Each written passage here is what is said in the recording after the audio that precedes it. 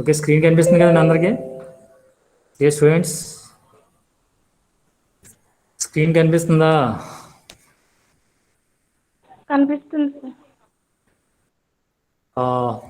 నా వాయిస్ వినిపిస్తుందండి? వాయిస్ వినిపిస్తుంది కదా అందరికీ? మేము ఎవరు ఆన్లైన్లో లేరండి. వినిపిస్తుంది సార్. ఓకే ఓకే, రెస్పాండ్ అవ్వండి కొంచెం అడిగినప్పుడు. ఓకే అండి, ఈరోజు మనం ఫస్ట్ సెమిస్టర్లో మొదటి యూనిట్లో ఇంపార్టెంట్ టాపిక్ ఏంటంటే సింధు నాగరికత. దీన్ని మనం ఇంగ్లీష్లో ఇండస్ వ్యాలీ సివిలైజేషన్ అంటామండి. ఈ యొక్క సింధు నాగరికత యొక్క ముఖ్య లక్షణాలు ఏంటనేది మనం ఈరోజు క్లాస్లో చూద్దాం. సింధు నాగరికత ఎప్పుడు ఆవిర్భవించింది, దాని యొక్క ముఖ్య లక్షణాలు ఏంటి అనేది మనం గమనిస్తే, ఈ యొక్క ఇమేజెస్లో మీరు గమనిస్తే ఇది ఫస్ట్ ఇమేజ్ చూడండి. This is the Harappa. Okay, ఇదంతా కూడా ప్రజెంట్ హరప్పా యొక్క శిథిలాలు అన్నమాట. ప్రజెంట్ హరప్పా నగరం అనేది ఇట్లా ఉన్నమాట. ఇది చూస్తే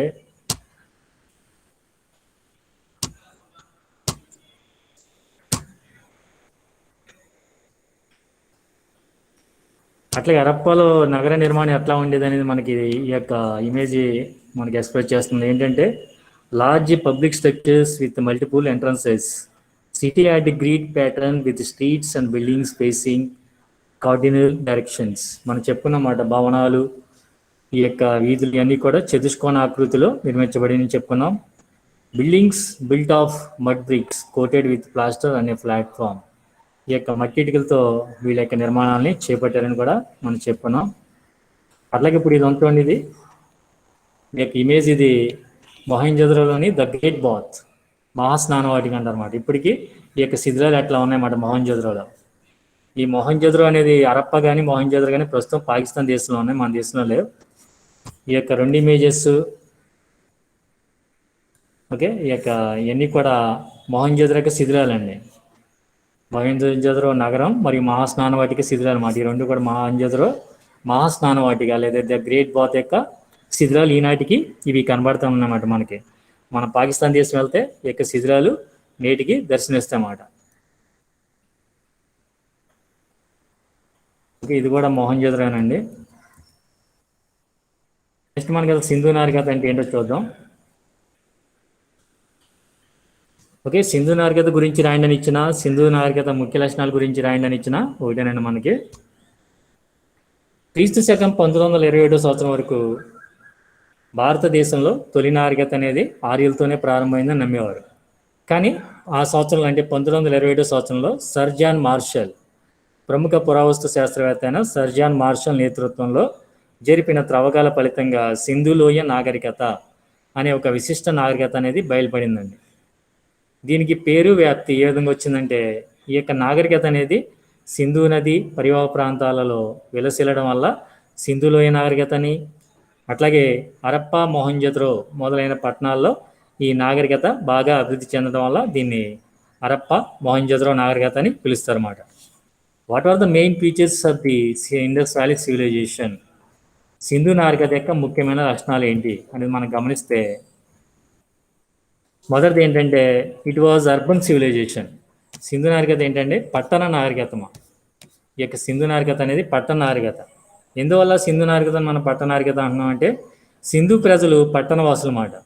వీరు నగర నిర్మాణం నందు కడు నేర్పరులు. వారి పట్టణాలు ఎట్లా ఉండేవి? విశాలంగాను అందంగాను, రోడ్లు భవనాలు మనం చెస్ బోర్డ్ చూస్తే ఎటువంటి షేప్లో ఉంటాయో అట్లాగే చతుష్కోణాకృతి ఆకారంలో ఉండేమాట, గ్రీడ్ షేప్లో ఉండేవి. అట్లాగే మనకి ప్రజాహిత కట్టడాలు, సింధులోయ నాగరికతలోని ప్రజాహిత కట్టడాలు అంటే ఏంటి? ప్రజల యొక్క సంక్షేమం కోసం నిర్మించబడిన కట్టడాలని ప్రజాహిత కట్టడాలు అంటారు. ప్రజాహిత కట్టడాల్లో ముఖ్యమైనది మొహంజోదరోలో బయలుపడిన గొప్ప స్నానఘట్టం లేదా విశిష్ట స్నానవాటిక. దీనిలో వేడి నీరు వసతి కూడా కలదన్నమాట. మొహంజోదరోలో మరి యొక్క అతిపెద్ద నిర్మాణం ఏంటి? ధాన్యాగార నిర్మాణం అన్నమాట. ఇప్పుడు మనం చెప్పుకున్నాం కదా, మొహంజోదరోలో ఏంటి ముఖ్యమైన నిర్మాణం ఏమని చెప్పుకున్నామన్నా? మహాస్నానవాటిక మాట. ఈ ఇమేజే మహాస్నానవాటిక అండి. ఇప్పటికీ ఇట్లా ఉందన్నమాట. అంటే 1921 ఎక్కడ, లేకపోతే 1921లో కనుక్కున్నారు. ఈ యొక్క సింధు నాగరికత అనేది క్రీస్తు పూర్వం 2300 నుంచి 1750 మధ్యకాలంలో విలసిల్లింది మనకి. క్రీస్తు పూర్వం 1750 ఎక్కడండి, క్రీస్తు శకం 2021 ఎక్కడ. అయినప్పటికీ మనకి ఈ శిథిలాలు నేటికి కూడా దర్శనమిస్తున్నమాట. ఈ యొక్క మొహంజోదరో యొక్క మహాస్నానవాటిక శిథిలాలు ఇవేనండి. ఓకే, అట్లాగే సింధు నాగరికతలో మొహంజోదరోలో ద గ్రేట్ బాత్ లేదా గొప్ప స్నానఘట్టం లేదా మహాస్నానవాటిక అనేది బయలుపడింది. అట్లాగే మరొక అతిపెద్ద నిర్మాణం ఏంటంటే ధాన్యాగారం, the great granary or the great bath. Sindhu నాగరికతలో the great granary was discovered at Mohenjodaro. The Great Bath was discovered at Mohenjo-daro. In Indus Valley civilization, the Great Bath or the Great Granary was discovered at Mohenjo-daro. Sindhu నాగరికతలో అతిపెద్ద స్నానవాటిక లేదా గొప్ప స్నానఘట్టం కానీ, సింధు నాగరికతలో అతిపెద్ద ధాన్యాగారం కానీ ఎక్కడ బయలుపడిందంటే మొహంజోదరోలో బయలుపడిందని మనం చెప్పుకోవాలన్నమాట. మనకి సింధు నాగరికత సంబంధించి పట్టణ నాగరికతను ఎందువల్ల పిలుస్తున్నామంటే, సింధు నాగరికతలో హరప్ప కానీ, మొహంజోదరో కానీ, చాన్హోదరో కానీ, బన్వాలి కానీ, కాళీబంగన్ కానీ ఇవన్నీ కూడా ముఖ్యమైన పట్టణాలు అన్నమాట. సింధు నాగరికతకు సంబంధించి ఎక్కువ ఏరియా ప్రాంతం అనేది పట్టణాలు అభివృద్ధి చెందడం వల్ల మనం సింధు నాగరికతని పట్టణ నాగరికతని పిలుస్తున్నాం అన్నమాట.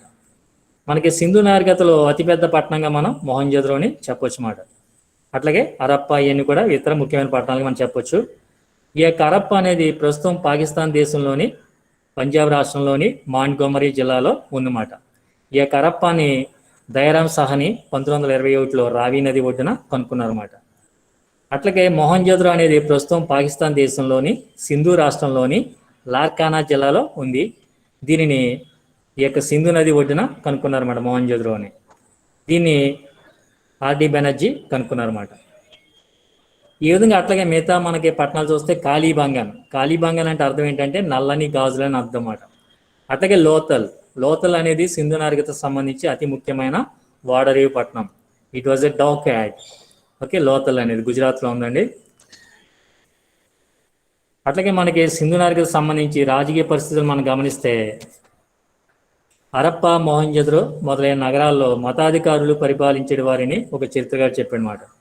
మరొక చరిత్రకారుని అభిప్రాయం ప్రకారం ఈ యొక్క హరప్ప, మొహంజోదరో మొదలైన నగరాలని వర్తకులు పరిపాలించారని మరొక చరిత్రకారుని యొక్క అభిప్రాయం అన్నమాట. Next, social conditions. What are the social conditions of the Indus valley civilization? సాంఘిక పరిస్థితులు ఏంటంటే సింధు ప్రజలు పట్టణవాసులైనను గ్రామంలో ఎందును నివసించేవారు. మనకి సింధు నాగరికత అంటే మనకి పట్టణ నాగరికత అని చెప్పుకున్నాం. అయినప్పటికీ సింధు ప్రజలు పట్టణవాసులు అయినప్పటికీ గ్రామాలందు నివసించేవారు. వీళ్ళు ఏం చేసేవారమ్మా, వ్యవసాయం చేస్తూ వరి, గోధుమ, బార్లీ మొదలైన పంటల్ని పండించేవారు అన్నమాట. ఏం పంటలు పండించేవారు? వరి, గోధుమ, బార్లీ మొదలైన పంటల్ని ఈ యొక్క సింధు ప్రజలు పండించడం జరిగేదన్నమాట.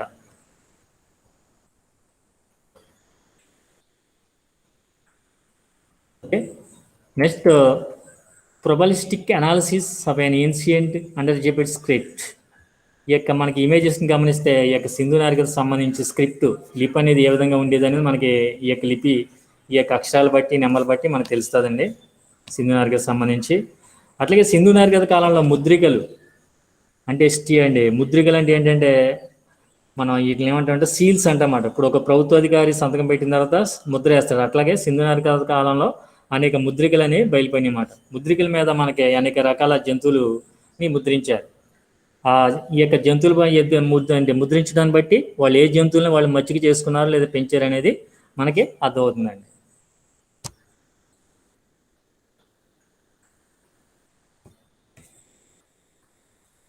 ఓకే, ఇది కూడా ఏంటంటే మనకి సింధు నాగరికతకు సంబంధించి ఒక ముఖ్యమైన కట్టడం అండి. ఇవన్నీ కూడా ఈనాటికి ఈ శిథిలాలు అట్లాగే ఉన్నాయి మనకి చూస్తే. ఇవన్నీ కూడా సింధు నాగరికతకు సంబంధించి ముద్రికలు. అంటే సింధు నాగరికత ప్రజలు ఏ జంతువుల్ని పెంచుకున్నారు, ఏ జంతువులను మచ్చిక చేసుకున్నారు, వాళ్ళకి ఏ జంతువుల గురించి తెలుసు అనేది మనకి ఈ ముద్రికలను చూస్తే గమనిస్తే తెలుస్తుందండి. సింధు ప్రజలకి తెలియని జంతువు ఏంటంటే గుర్రం అండి. సింధు ప్రజలకి తెలియని జంతువు అంటే మన వెంటనే గుర్తుపెట్టుకోవాల్సిన గుర్రం.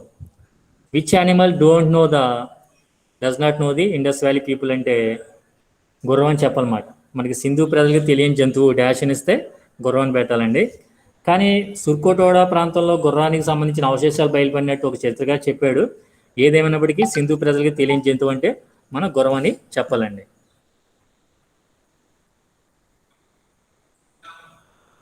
ఓకే, నెక్స్ట్,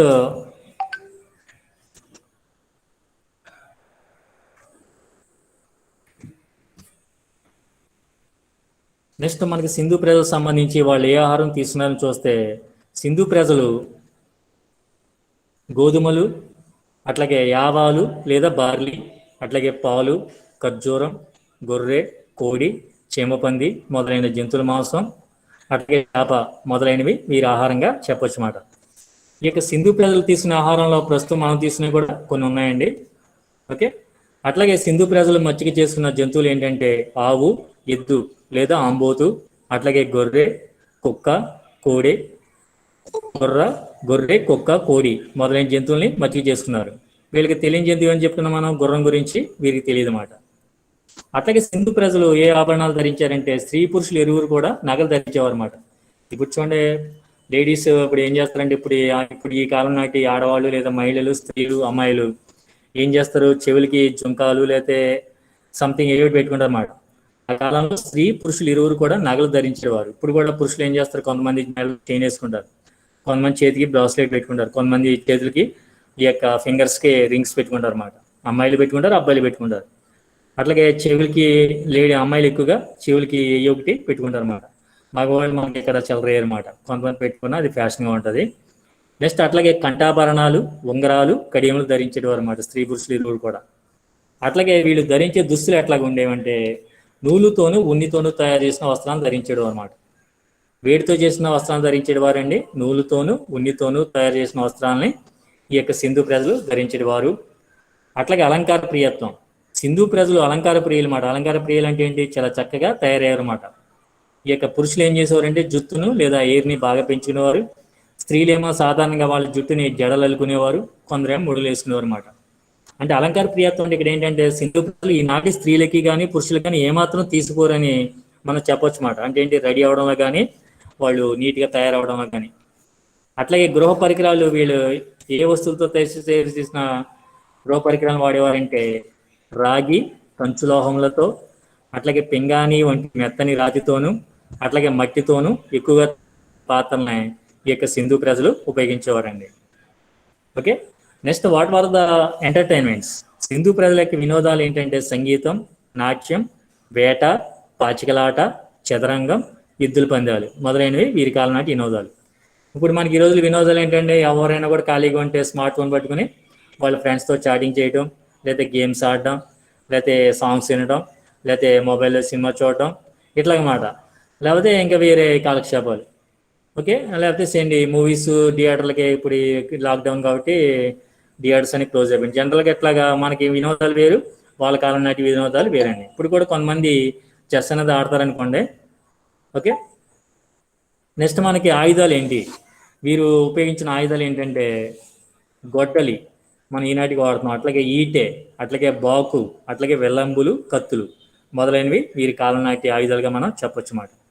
గొడ్డలి, ఈటె, బాకు, విల్లంబులు, కత్తులు మొదలైనవి సింధు ప్రజల యొక్క ఆయుధాలుగా మనం చెప్పొచ్చు. అట్లాగే ఆర్థిక పరిస్థితుల పరంగా చెప్పాలంటే సింధు ప్రజలకి ఎద్దుల బండి లేదా ఎక్కా బండ్లు, అట్లాగే పడవలు ప్రయాణ సాధనాలు. ఆ రోజుల్లో సింధు ప్రజలు ఎక్కడికైనా వెళ్ళాలనుకోండి ఎద్దుల బండి లేదా ఎక్కా బండ్ల మీద వెళ్ళేవారు అన్నమాట. అట్లాగే పడవలు కూడా ప్రయాణ సాధనాలు. ఇప్పుడు మనం ఎక్కడికైనా వెళ్ళాలంటే నడిచి వెళ్తాం, లేదా సైకిల్ మీద వెళ్తాం, లేదా బైక్ మీద వెళ్తాం, లేదా కార్ మీద వెళ్తాం, లేదా ట్రైన్ మీద వెళ్తాం, దూరం అయితే ఏరోప్లేన్ మీద వెళ్తాం అన్నమాట. ఓకే, దిస్ ఇస్ ద ఎక్కా బండి అండి ఇది. ఓకే, ఇదే ఎక్కా బండి ఇట్లా ఉంటుంది అన్నమాట. సింధు ప్రజలు ప్రయాణ సాధనాల్లో మనం ఎక్కా బండి అని చెప్పాం కదండి.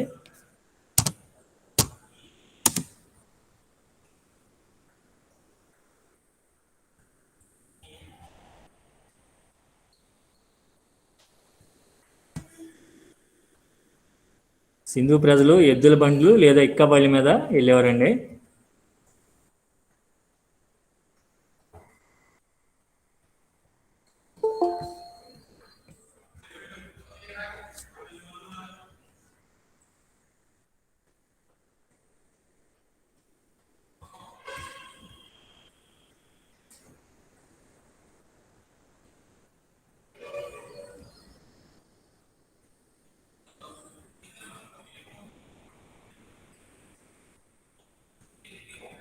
ఓకే, సింధు ప్రజలు ఎద్దుల బండ్లు లేదా ఎక్కా బండ్ల మీద వెళ్ళేవారండి. అట్లాగే వీళ్ళు పడవలు కూడా ప్రయాణ సాధనాలు. ఈ యొక్క సింధు ప్రజలు విదేశాలతో ముఖ్యంగా సుమేరియా, ఈజిప్ట్, క్రీటు మొదలైన దేశాలతో వాణిజ్యాన్ని సాగించేవారు అన్నమాట.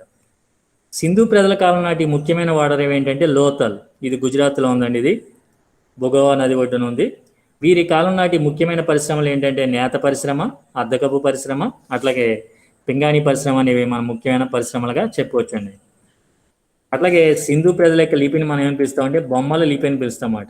దానికి గల మరి ఒక పేరు ఏంటంటే సర్పలేఖనం, బౌస్ట్రోఫేడాన్.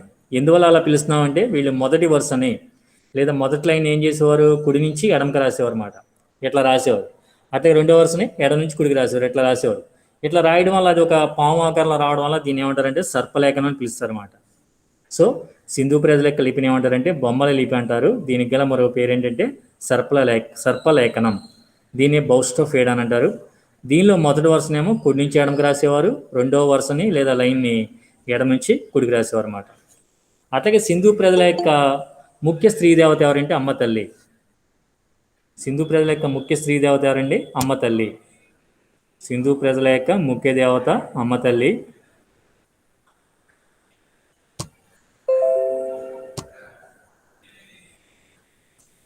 అట్లాగే ముఖ్య పురుష దేవుడు ఎవరంటే పశుపతి. అట్లాగే సింధు ప్రజలు ఇంకా నాగులను, పశుపక్షాదులను, రావి చెట్టును పూజించేవారు. ఈనాటికి హిందువులు రావి చెట్టును పూజిస్తారన్నమాట. వాళ్ళ ఇంట్లో ఏదన్నా వచ్చని గ్రామంలో ఉత్సవాలు జరిగినప్పుడు కానీ, జాతరలు జరిగినప్పుడు కానీ రావి చెట్టుని పూజించడం. అట్లాగే పెళ్ళిళ్ళు జరిగినప్పుడు ఏం చేస్తారంటే హిందువులు వాళ్ళ గ్రామంలో ఉన్న రావి చెట్టుకి ఏం చేస్తారంటే బెల్లం పాకంతో బెల్లాన్ని దానికి పానకంగా కాసి దాన్ని కావిడితో 2 బిందెలు పెట్టుకుని ఆ యొక్క పెళ్లి కొడుకు దాన్ని మోస్తా, పెళ్లి కూతురు కూడా వాళ్ళ కుటుంబ సభ్యులందరూ కూడా వెళ్ళి అక్కడ ఇక రావి చెట్టు చుట్టూరు కూడా తిరగడం, అట్లాగే గ్రామ దేవత ఎవరు ఉంటే ఆ దేవత చుట్టూ కూడా తిరగడం అనేది ఈనాటికి కూడా ఆనవాయితీగా వస్తుందన్నమాట. అంటే సింధు ప్రజల యొక్క అలవాట్లు కానీ, ఆహారాలు కానీ, వినోదాలు కానీ కొన్ని ఇప్పటికీ మనం ఫాలో అవుతున్నాం అన్నమాట. సింధు ప్రజల యొక్క ముఖ్యమైనది ఏంటంటే భూగర్భ నీటిపారుదల వ్యవస్థ. సింధు ప్రజల యొక్క ముఖ్య లక్షణమైన భూగర్భ నీటిపారుదల వ్యవస్థను మనం ఈ రోజుకి కూడా ఫాలో అవుతున్నాం అన్నమాట. ఇక్కడ చూడండి, ఈ యొక్క సీల్ లేదా ముద్రలో మనకి కనిపిస్తున్నది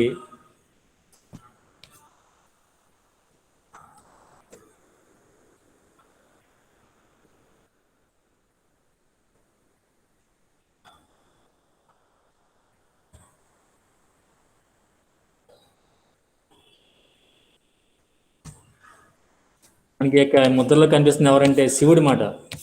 శివుడు తపస్సు చేస్తున్నట్లు అతనికి చుట్టుపక్కల వేరే దేవతలు ఉన్నట్లు మనకు అర్థమవుతుంది మాట అండి.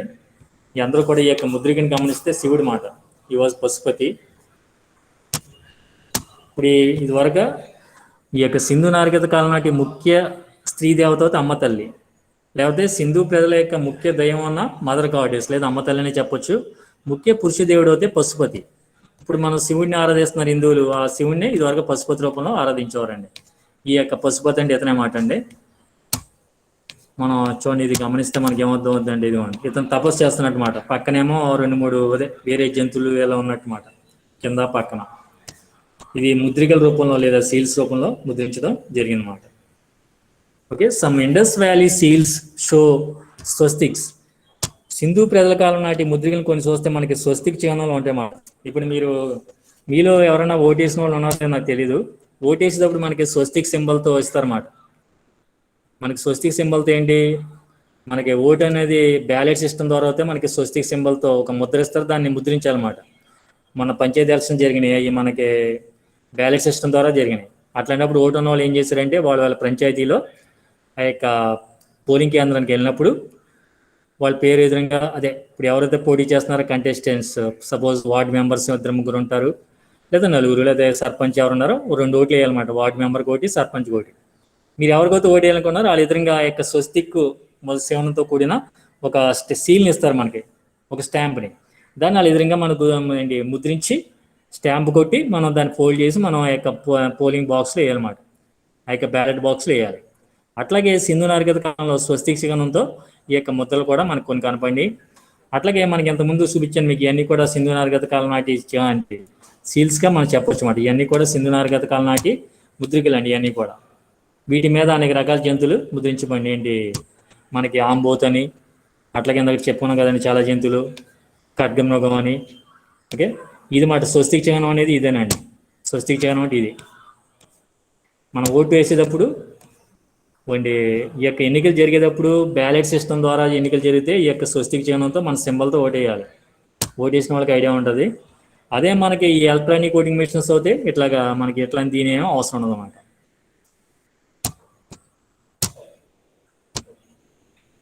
మరి ఈ విధంగా సింధు నాగరికత ఇంత గొప్ప నాగరికత మరి ఎందువల్ల పతనం అయిపోయింది?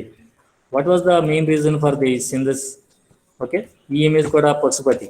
ఇప్పుడు పశుపతి అని చెప్పుకున్నాం కదండి, మనం పశుపతిని పూజించేవారని చెప్పాం కదా, ముఖ్య దేవుడు పురుషుడు పశుపతి మాట అండి.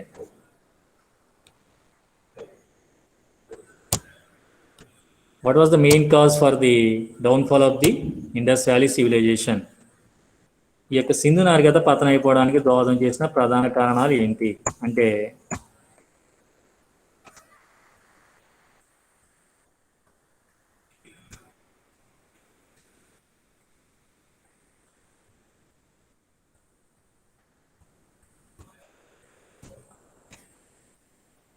సింధు నాగరికత అనేది పతనం అయిపోవడానికి ముఖ్యమైన కారణం ఏంటంటే, ఆర్యుల దండయాత్ర వల్ల సింధు నాగరికత పతనం అయిపోయిందని ప్రముఖ చరిత్రకారుడైన మార్టిమర్ వీలర్ చెప్పారన్నమాట. What was the main cause for the downfall of the Indus valley civilization అంటే, ఆర్యుల దండయాత్రని ఎవరు చెప్పారండి? ప్రముఖ చరిత్రకారుడైన మార్టిమర్ వీలర్ చెప్పాడు. అట్లాగే వరదల వల్ల ఈ యొక్క సింధు నాగరికత పతనం అయిపోయిందని ఒక చరిత్రకారు చెప్పాడు అనమాట. అతని యొక్క అభిప్రాయం ప్రకారం సింధు నది పరివాహ ప్రాంతంలో విలసిల్లిన ఈ యొక్క హరప్పా నాగరికత లేదా మొహంజోదరో నాగరికత లేదా సింధు నాగరికత అనేది సింధు నదికి వరదలు రావడం వల్ల ఈ యొక్క నగరాలు అనేవి కొట్టుకెళ్ళిపోయి మీ యొక్క సింధు నాగరికత పతనం అయిపోయిందని చెప్పడం జరిగింది. మరొక చరిత్రకారుడు ఏం చెప్పాడంటే, పర్యావరణంలో వచ్చిన మార్పుల వల్ల, ఎన్విరాన్మెంటల్ డీగ్రేడేషన్ వల్ల ఈ యొక్క సింధు నాగరికత అనేది పతనం అయిపోయినట్టు మరొక చరిత్రకారుడు చెప్పాడు అన్నమాట. మరొక చరిత్రకారుడు ఏమన్నా అంటే, భూకంపాల వల్ల ఈ యొక్క సింధు నాగరికత పతనం అయిపోయిందని మరొక చరిత్రకారుడు చెప్పాడు అనమాట. దేనివల్ల అండి? భూకంపాల వల్ల అన్నమాట. Earth quakes, by impact of earth quakes.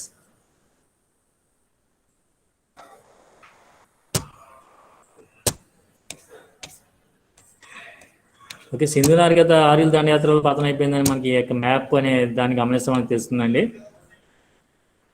ఇక సింధు నాగరికత కాలంలో సమాజంలో ఎవరెవరు ఉండేవారు అనేది ఈ యొక్క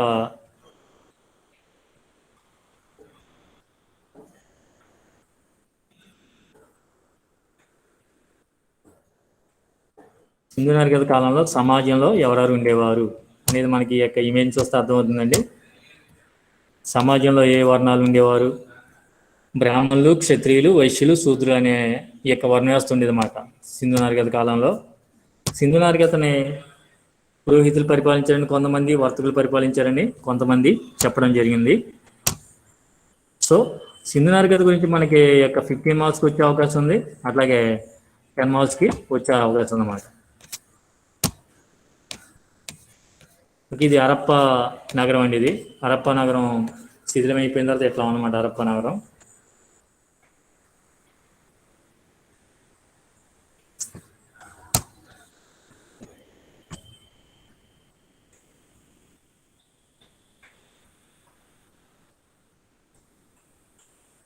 ఇవి సింధు నాగరికతకు సంబంధించిన ముద్రికలు అండి, అంటే అదే లిపికి సంబంధించిన అక్షరాలు, ఈ నెంబర్లు అండి. సింధు ప్రజల లిపిని మనం ఏం చెప్పుకున్నాం? బొమ్మల లిపి అని చెప్పుకున్నాం. సింధు ప్రజల లిపిని ఏం చెప్పుకున్నాం అండి? బొమ్మల లిపి. దానికి గల మరో పేరు ఏమని చెప్పుకున్నాం మనం? సర్పలేఖనం అని చెప్పుకున్నమాట. దీంట్లో మొదటి వరుసనేమో కుడి నుంచి ఎడమకు రాసేవారు, రెండో వరుసనే ఎడ నుంచి కుడికి రాసేవారు అన్నమాట. అంటే అది ఒక పాము ఆకారంలో ఉండడం వల్ల దీన్ని సర్పలేఖనం అంటారు. యాక్చువల్గా దాని యొక్క పేరు ఏంటంటే బొమ్మల లిపి. దీన్నే పిక్టోగ్రాఫిక్ స్క్రిప్ట్ అంటారు, అట్లాగే బౌస్టో ఫేడాన్ అని పిలుస్తారు అన్నమాట. ఓకే, ఈ టాపిక్ సంబంధించి ఎవరికైనా డౌట్స్ ఉంటే అడగొచ్చండి. ఓకే, ఇది సింధు నాగరికతకు సంబంధించి అతిపెద్ద స్నానం వాటిగా మనం చెప్పుకున్నది మొహంజోదరో. ఇక్కడ వేడి నీళ్ళు రావడానికి, సన్నీళ్ళు రావడానికి అన్ని ఏర్పాట్లు ఉండేవి.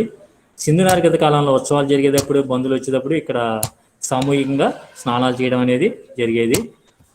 అట్లాగే స్త్రీలు వాళ్ళ యొక్క డ్రెస్సులు మార్చుకోవడానికి ఎన్ని రకాల ఏర్పాట్లు ఉండేవి. అట్లాగే ఎవరికైనా వేడి నీళ్ళకి కూడా ఏర్పాట్లు ఉండేవి అన్నమాట. ఈ రోజుకి మనకి యొక్క శిథిలాలు మనకి దర్శనమిస్తున్నాయన్నమాట.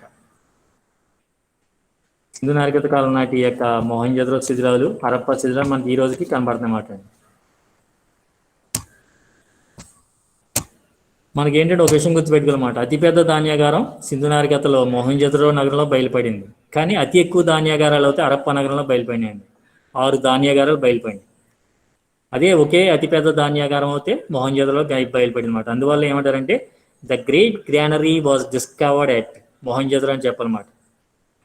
The maximum number of granaries discovered at అంటే హరప్ప అని చెప్పాలన్నమాట. అతి ఎక్కువ ధాన్యాగారాలు ఎక్కడ బయలుపడినాయి అంటే హరప్పాలో. అతి పెద్ద ధాన్యాగారం బయలుపడింది ఎక్కడంటే మొహంజోదరో అని చెప్పాలన్నమాట. హరప్ప అనేది డాష్ నది ఒడ్డున ఉందంటే రావి నది ఒడ్డున ఉందని మనం చెప్పాలి. అట్లాగే మొహంజోదరో డాష్ నది ఒడ్డున ఉందంటే సింధు నది ఒడ్డున ఉందని చెప్పాలన్నమాట. హరప్ప అనేది చెప్పాను కదా మీకు, ప్రస్తుతం పాకిస్తాన్ దేశంలో ఉందండి మొహంజోదరో కూడా. కాళీబంగాన్ అంటే ఏంటంటే మనకి నల్లని గాజులని అర్థం. ఈ యొక్క సింధు నాగరికత కాలం సంబంధించిన ప్రజలు ఈ యొక్క హోమాలు అవి చేసేవారని మనకి కాళీబంగంలో దొరికిన అగ్నిగుండాలు బట్టి మనకి తెలుస్తుందన్నమాట. Fire altars. ఈ రోజులు హిందువులు ఏం చేస్తారంటే పురోహితులు చేస్తారు, కొన్ని హోమాలు చేయించుకుంటారు అన్నమాట. ఇప్పుడు సపోజ్ ఎవరైతే హిందూ మతం నమ్ముకుంటారో వాళ్ళు ఏంటంటే వాళ్ళకి కుటుంబంలో ఆర్థిక పరిస్థితులు కానీ లేకపోతే ఇంట్లో మానసిక ప్రశాంతత లేనప్పుడు ఏం చేస్తారంటే పురోహితుల చేత కొన్ని హోమాలు, అభిషేకాలు, యజ్ఞాలు, యాగాలు చేయించుకుంటారు అన్నమాట. అట్లాగే సింధు నాగరికత కాలంలో కూడా కాళీబంగన్ అనే ప్రాంతంలో మనకి దొరికిన ఈ యొక్క అగ్నిగుండాల యొక్క శిథిలాలు బట్టి అక్కడ కూడా హోమాలు, యజ్ఞాలు చేసేవారని మనకి అర్థమవుతుందన్నమాట. ఈ విధంగా సింధు నాగరికత అనేది క్రీస్తు శకం 1921 సంవత్సరం వరకు యాక్చువల్గా భారతదేశంలో తొలి నాగరికతను ఏమని నమ్మారండి? ఆర్యుల నాగరికతతోనే. భారతదేశంలో తొలి నాగరికత అనేది ఆర్యులతోనే స్టార్ట్ అయిందని మొదట నమ్మారు 1921 వరకు. కానీ 1921 సంవత్సరంలో ఈ యొక్క సింధు నాగరికతను కనుగొనడం వల్ల ఆ యొక్క అంచనాలన్నీ కూడా మారిపోవడం జరిగిందండి. అదేంటండి 1921 వరకు భారతదేశంలో తొలి నాగరికత ఏదైనా నమ్మారు? ఆర్య నాగరికత నమ్మారు. కానీ ఈ యొక్క 1921లో దీన్ని కనుగొనడం ద్వారా, సింధు నాగరికతని కనుగొనడం ద్వారా ఆ యొక్క అభిప్రాయాలన్నీ కూడా మారిపోయినాయండి. ఓకే, ఎవరికైనా డౌట్స్ ఉంటే అడగొచ్చండి. మనకి సింధు నాగరికతకు సంబంధించి ముద్రికలు ఇవన్నీ కూడా సింధు నాగరికత కాలం నాటి సీల్స్ అంటే ముద్రికల్ని దేంతో తయారు చేసేవారంటే సాఫ్ట్ స్టోన్ అంటే స్టియాటైట్ అంటారు అనమాట. అంటే మెత్తని రాయితో తయారు చేసేవారు అనమాట. సింధు నాగరికత కాలం నాటి ముద్రికలు దేంతో తయారు చేసేవారంటే స్టియాటైట్. స్టియాటైట్ అంటే సాఫ్ట్ స్టోన్ అనమాట. తెలుగు చెప్పాలంటే మెత్తని రాయితో తయారు చేసేవారు అనమాట. ఈ యొక్క ముద్రికల మీద ముద్రించిన చిహ్నాల ద్వారా మనం వాళ్ళు ఏ యొక్క జంతువుల్ని ముద్రించేయండి, ఏ జంతువుల్ని బాగా ఆరాధించేవారు వాళ్ళకి తెలియని చెప్పుకున్నాం. సింధు ప్రజలకు తెలియని జంతువు ఏంటంటే గుర్రం. సింధు ప్రజలకి తెలియని లోహం ఏంటంటే ఇనుము అండి. ఈ రెండు విషయాలు మీరు గుర్తుపెట్టుకోవాలి. సింధు ప్రజలకి తెలియని జంతువు ఏంటి? గుర్రం. తెలియని లోహం ఇనుము మాట. సింధు నాగరికత అనేది పట్ట నాగరికత మాట. అదే మనం హరప్ప అండి, అదే మన వేద నాగరికత లేదా ఆర్య నాగరికత తీసుకుంటే అది గ్రామీణ నాగరికత. వేద నాగరికతలో తొలి వేద నాగరికత, మలివేద నాగరికత రెండు తీసుకుంటే అవి గ్రామీణ నాగరికతలు. అదే మనకి హరప్ప నాగరికత లేదా సింధు నాగరికత లేదా మొహంజోదరో నాగరికతను తీసుకుంటే ఇది పట్ట నాగరికత మాట. అట్లాగే సింధు ప్రజల యొక్క కుటుంబ వ్యవస్థ ఎట్లాగా ఉండేదంటే మాతృస్వామిక కుటుంబ వ్యవస్థ మాట. ఏ కుటుంబంలో అయితే తల్లి యొక్క పెత్తనం, అజమాయిషి, యాజమాన్యం ఉంటుందో ఆ కుటుంబ వ్యవస్థను ఏమంటారంటే మాతృస్వామిక కుటుంబ వ్యవస్థ అంటారు. దాన్నే మనం ఆంగ్లంలో మ్యాట్రియార్కల్ ఫ్యామిలీ సిస్టమ్ అంటారు అన్నమాట. సింధు ప్రజల యొక్క కుటుంబ వ్యవస్థ అనేది మాతృస్వామిక కుటుంబ వ్యవస్థ. అదే వేదకాలం నాటి వేద నాగరికత యొక్క కుటుంబ వ్యవస్థ లేదా ఆర్య నాగరికత కుటుంబ వ్యవస్థ అయితే పితృస్వామిక కుటుంబ వ్యవస్థ మాట. ఇక్కడ ప్లస్ అవుతే అక్కడ మైనస్, క్వైట్ ఆపోజిట్ మాట. అట్లాగే సింధు నాగరికత అనేది పట్ట నాగరికత, ఆర్య నాగరికత లేదా వేద నాగరికత గ్రామీణ నాగరికత. అట్లాగే సింధు ప్రజల యొక్క కుటుంబ వ్యవస్థ మాతృస్వామిక కుటుంబ వ్యవస్థ. అదే ఆర్య నాగరికత లేదా వేద నాగరికత యొక్క కుటుంబ వ్యవస్థ పితృస్వామిక కుటుంబ వ్యవస్థ. దాన్ని మన ఆంగ్లంలో ప్యాట్రియార్కల్ ఫ్యామిలీ సిస్టమ్ అంటారు. పితృస్వామిక కుటుంబ వ్యవస్థ అంటే ఏంటి? ఏ కుటుంబంలో అయితే తండ్రి యజమానిగా ఉండి కుటుంబ పెత్తనాన్ని, అజమాయిషిని, యజమానిని చూస్తాడో ఆ కుటుంబ వ్యవస్థని పితృస్వామిక కుటుంబ వ్యవస్థ అని అంటారన్నమాట. ఈ రోజులో కూడా కొన్ని కుటుంబాల్లో మనం గమనిస్తే తండ్రి ఉన్నప్పటికీ ఈ యొక్క లేడీస్ లేదా మదరే ముఖ్యమైన పాత్ర వహించి కుటుంబాన్ని వాళ్ళే రన్ చేయడం జరుగుతుందన్నమాట. కొన్ని కుటుంబాల్లో అయితే పురుషులు పెత్తనం వహించి చేయడం కూడా జరుగుతుందన్నమాట. సింధు నాగరికత కాలంలో అతిపెద్ద ఒక ముఖ్యమైన లక్షణంగా మనం భూగర్భ నీటిపారుదల వ్యవస్థ, డ్రైనేజ్ వాటర్ సిస్టమ్. సింధు ప్రజలు వాళ్ళు నిర్మించుకున్న ఇళ్లలోంచి మురుగునీరు రావడానికి డ్రైనేజ్ వాటర్ ఫెసిలిటీని కూడా పెట్టుకున్నారు అనమాట. మురుగునీటి పారుదల వ్యవస్థ అంటనమాట. ఆ డ్రైనేజ్ వాటర్ అంతా కూడా చివరికి సింధు నదిలో కలిసేదన్నమాట. ఇప్పుడు హైదరాబాద్లో ఇది మొన్నటి వరకు హైదరాబాద్లో ఉన్న డ్రైనేజ్ వాటర్ అంతా కూడా హుస్సేన్ సాగర్లో కలిసేదండి. అట్లాగా ఈ యొక్క సింధు నాగరికతలో సింధు నదిలో ఈ యొక్క డ్రైనేజ్ వాటర్ అంతా కూడా కలిసే ఏర్పాట్లు అనేవి చేయడం జరిగిందన్నమాట. ప్రతి గ్రామంలో ఇప్పటికీ కూడా డ్రైనేజ్ కడతారన్నమాట. డ్రైనేజ్ కట్టకపోతే ఇప్పుడు మన ఇంట్లో వాడిన వాటర్ అక్కడ ఉండిపోదు. దానివల్ల ఏంటి? దోమలు, ఇట్లాంటి మలేరియా లేదా డెంగ్యూ జ్వరాలు ఇట్లాంటివి వస్తాయని ఏం చేస్తారంటే గ్రామ పంచాయతీల్లో ఎక్కువగా చిన్న చిన్న గ్రామ పంచాయతీల్లో డ్రైనేజ్ నిర్మిస్తలేదు, కానీ ఒక మాదిరి మీడియం గ్రామాల్లో కూడా డ్రైనేజ్ అనేవి నిర్మిస్తుంది అనమాట. ఓకే, ఈ విధంగా మనకి సింధు నాగరికత అనేది భారతదేశంలో మొదటి నాగరికతగా పిలుస్తాం. అందువల్ల దీన్ని ఏం పిలుస్తామంటే మూల భారతీయ నాగరికత అని కూడా పిలుస్తారు అన్నమాట. ఎందువల్ల? It was a first civilization. Okay, ఈ యొక్క సింధు నాగరికత కాలం నాటి మన ముద్రికను చూస్తే ఈ సింధు నాగరికతలో మనకి 3 examples of square stamp seals each with and Indus text at the top. Sindhu నాగరికత కాలం నాటి ముద్రికలు ఎట్లాగా ఉండేవంటే square stamp seals. Square stamp seals అంటే ఏంటంటే దీర్ఘ చతురస్రాకారం అండి. చూడండి, ఇక్కడ చూస్తే మనకి దీర్ఘ చతురస్రాకారంలో ఎట్లా ఉంటుంది అంటే ఆపోజిట్ సైడ్స్ ఆర్ ఈక్వల్, అంటే ఎదురెదురు భుజాలు సమానం అన్నమాట. ఇది సమానం, ఇక్కడ ఇది సమానం అన్నమాట. అర్థమైందండి? స్క్వేర్ అంటారు అన్నమాట. సారీ అండి, స్క్వేర్ అంటే మనకి చతురస్రం అండి. చతురస్రం అంటే ఏంటంటే ఆల్ సైడ్స్ ఆర్ ఈక్వల్ అన్నమాట, అన్ని భుజాలు సమానం అన్నమాట, 4 భుజాలు సమానం స్క్వేర్ అంటే. అదే రెక్టాంగులర్ అయితే మనకి దీర్ఘ చతురస్రం అండి. ఓకే, ఈ యొక్క సింధు నాగరికత కాలం నాటి ముద్రికలు ఏ ఆకారంలో ఉండేవి? స్క్వేర్ ఆకారంలో ఉండేమాట, చతురస్రం యొక్క ఆకారంలో ఉండేవి. ఈ యొక్క చతురస్రం అంటే ఏంటి? 4 భుజాలు కూడా సమానంగా ఉంటాయి అన్నమాట, 4 పక్కల కూడా సమానంగా ఉంటుంది. మన మెజర్మెంట్ చూస్తాం మనం. చూడండి, ముద్రికలు అన్నీ కూడా 4 పక్కల సమానంగా ఉన్నాయి. ఓకే, అట్లాగే a small subset of the 400 or so signs in the industry. ఇవన్నీ కూడా సింధు నాగరికత సంబంధించిన ముద్రికల్లో మనం చాలా చూసాం మనం. సో సింధు నాగరికత కాలం నాటి ముద్రికలు చతురస్రాకారంలో ఉన్నట్లు మనం చెప్పొచ్చండి, స్క్వేర్ టైప్. అదే రెక్టాంగులర్ అంటే దీర్ఘ చతురస్రం అండి, ఇక్కడ స్క్వేర్ కాబట్టి చతురస్రం అన్నమాట. అట్లాగే వీళ్ళకి భవనాలు ఎట్లాగా ఉండని చెప్పాను మనం, గ్రీడ్ షేప్ అంటే చతుష్కోణాకృతి అన్నమాట. ఇప్పుడు మనం చదరంగం బోర్డు ఎట్లా ఉండదో ఆ టైప్లో ఉండేది అన్నమాట, ఆ యొక్క ఆకారంలో ఉండేవి. బిల్డింగ్స్ అన్నీ కూడా, వీధులు అన్నీ కూడా పర్ఫెక్ట్ ప్లానింగ్ అన్నమాట. రోడ్డుకి ఇటుపక్కల కూడా ఎదురెదురుగా భవనాలు వచ్చేటట్లు, రోడ్డు ఏం విశాలంగా ఉండేటట్లు నిర్మించడం జరిగింది. మనకి ఏంటంటే ఈనాటి ప్రజలకి ఏమాత్రం కూడా సింధు ప్రజలు తీసుకోరన్నమాట. అట్లాగే సింధు ప్రజల్ని మనం ఈనాటికి కొన్ని విషయాల వాళ్ళని మనం ఆచరిస్తున్నాం. హిందువులు ఈనాటికి వెళ్ళి పుట్టలో పాలు పోస్తూ ఉంటారు, అది నాగుల చవితికి, సుబ్రహ్మణ్య షష్ఠికి హిందువులు. అది అప్పట్లో వాళ్ళు నాగులని లేదా నాగపాముల్ని పూజించేవారు కాబట్టి దాని నుంచి వచ్చింది. అప్పట్లో వాళ్ళు రావి చెట్టుని పూజించేవారు, ఈనాటికి హిందువులు రావి చెట్టుని పూజిస్తున్నారు. అట్లాగే వాళ్ళు అప్పట్లో వరి, గోధుమ, బార్లీ తినారు, ఇప్పటికీ మనం తింటున్నాం అట్లలో అట్లా మాట. అట్లాగే సింధు ప్రజలు నూలుతోనూ ఉన్నితోనూ తయారు చేసిన బట్టలు ధరించేవారు. ఇప్పుడు కూడా మనం ఉన్ని బట్టలు ఏం చేస్తాం అండి, శీతాకాలంలో మన స్వెటర్ల కింద వాడుతూ ఉంటాం, నూలు బట్టలు కూడా సమ్మర్లో వాడుతూ ఉంటాం అన్నమాట. అట్లాగే మనం వీళ్ళు వస్తాయండి ఈ యొక్క రాగి. ఇట్లాంటి రాగి అనేది చాలామంది ఏంటంటే ఆరోగ్యరీత్యా ఏం చేస్తారంటే పొద్దుటే వాటర్ తాగడానికి రాగి దాంట్లో వేసుకుని తాగుతారన్నమాట, మంచిదని హెల్త్కి. ఓకే, ఈ విధంగా సింధు ప్రజలు నేటి ప్రజలకి అన్ని విషయాలు కూడా మార్గదర్శకులుగా వ్యవహరించి భారతదేశంలో చాలా ముఖ్యమైన పాత్రను వహించారని చెప్పడంలో ఎటువంటి సందేహం లేదని చెప్పొచ్చు. ఇంతటి విశిష్టమైన సింధు నాగరికత ఆర్యుల దండయాత్రల వలన, అట్లాగే వరదల వలన, అట్లాగే భూకంపాల వలన, అట్లాగే పర్యావరణంలో వచ్చిన మార్పుల వలన పతనమైందని మనం చెప్పవచ్చండి. ఇది సింధు నాగరికతకు సంబంధించిన మనకి లెసన్ అండి. ఎవరికైనా ఏమైనా డౌట్స్ ఉంటే అడగచ్చు. Anybody have any doubts?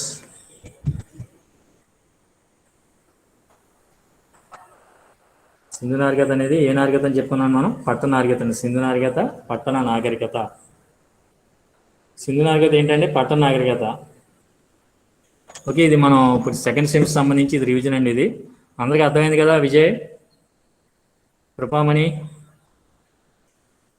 Okay, Srivalli అర్థమైంది కదమ్మా? సార్ అర్థమైంది సార్. అర్థమైంది కదండి. ఏంటి ప్రతి ఒక్కరు కూడా క్లాస్కి ఎర్లీగా రావాలండి. దీపిక, మోహిని, అట్లాగే మౌనిక వీళ్ళు ఎర్లీగా వస్తున్నారు, కొంతమంది రావట్లేదు, లేట్గా వస్తున్నారు. ఫోన్ కూడా చేయవలసి వస్తుంది. మీకు ఫోన్ చేయడం అనేది అది అలవాటు చేసుకోమని, ఎందుకంటే ప్రతి ఒక్కరు కూడా క్లాస్కి రావాలండి. ఎందుకంటే that is not the good habit. ప్రతి ఒక్కరు కూడా మీరు క్లాస్కి ఎవరో పిలిస్తే రావడం అనేది అది మంచి పద్ధతి కాదు. కాబట్టి ఏంటంటే మీరు ఆ పద్ధతిని మానుకోండి. ఇంకోటి ఏంటంటే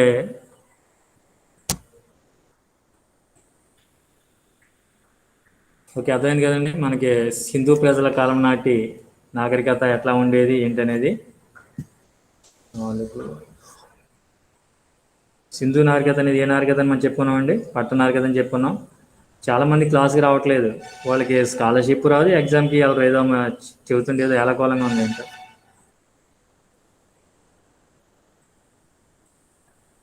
కొంతమంది లెఫ్ట్ అయిపోతున్నారు మీటింగ్ నుంచి, అలా లెఫ్ట్ అవ్వద్దండి, చివరి వరకు ఉండండి. ఓకే, ఈరోజు క్లాస్ ఇదండి. ఓకే, అందరికీ అర్థమైనట్టు కదా? ఓకే, ఎవరికైనా డౌట్స్ ఉంటే అడగచ్చండి.